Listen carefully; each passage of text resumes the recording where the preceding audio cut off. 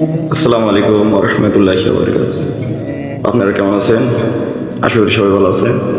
তো আপনারা সবাই নামাজ পড়বেন, আল্লাহর কাছে দোয়া করবেন।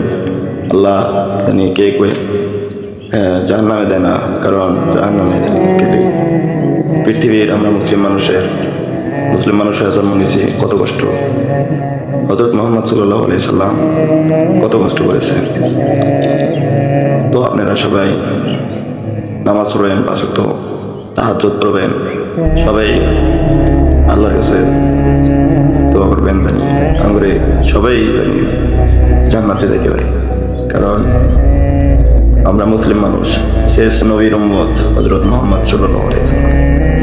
আমি কোনো স্কুলের না, কোনো মাদ্রাসার স্টুডেন্ট না, আমি সিম্পল মক্তব পড়া মানুষ। মক্তবে পড়া হুজুরের কাছে কোরআন নিয়া সব কিছুই আল্লাহ রাতে জানি আঙ্গুর কেরি হিসাব নেয় না। হাসরের মাঠে কবরে আঙ্গুরে জানি কোনো হিসাব নিকাশ হয় না। আল্লাহ তুমি সব মাফ করো, দুনিয়ার সবাইকে হেদায়েত করো তোমার পথে যাওয়ার জন্য। আল্লাহ তুমি সবাইকে তুমি মাফ করো। আল্লাহ তুমি সবাইকে তুমি নামাজ পড়ার তৌফিক দান করো। আল্লাহ তুমি সবাইকে আমার আজারের থেকে মুক্তি করো। আল্লাহ তুমি সবাইকে তোমার গুণগান গাওয়ার তৌফিক দান করো। আল্লাহ তুমি ফিলিস্তিনের মানুষকে তুমি সাহায্য করো। আমরা এই আসামে থেকে ইন্ডিয়ার মানুষ কোনো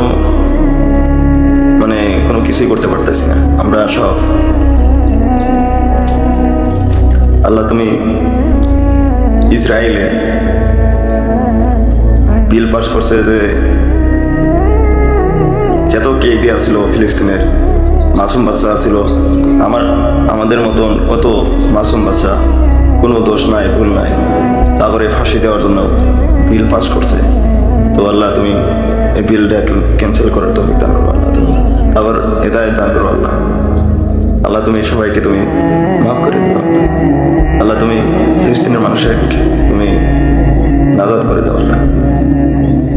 আল্লাহ তুমি ইসরায়েলে থেকে ফিলিস্তিনের মানুষের রক্ষা করার তৌফিক দান করো। আমরা এখন কিছুই করতে পারতেছি না, আমরা মুসলিম হয়েও কিছু করতে পারতেছি না। আমরা মুসলিম মানুষ হয়ে তোমার 5 ওয়াক্ত নামাজ তাও পড়তে পারতেছি না।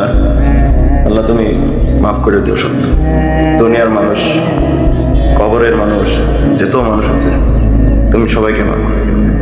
তুমি হাসরের মাঠে কে হিসাব নিও না আল্লাহ, তুমি হিসাব নিলে গেলা আমরা যত পাপ করছি আল্লাহ এক পাপের ওজন আর আপনার রহমত এর থেকেও বেশি। আল্লাহ তুমি সব গুনাহ মাফ করে দিও। আল্লাহ পৃথিবীর সবাইকে তুমি মাফ করে দিও।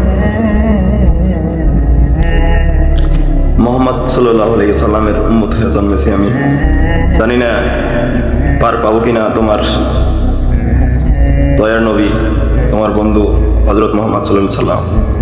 আল্লাহ তুমি তার ওসিলা করিয়া আমাদের মুসলিম জগতের তুমি সবাইকে তুমি জান্নাতবাসী করে দিও।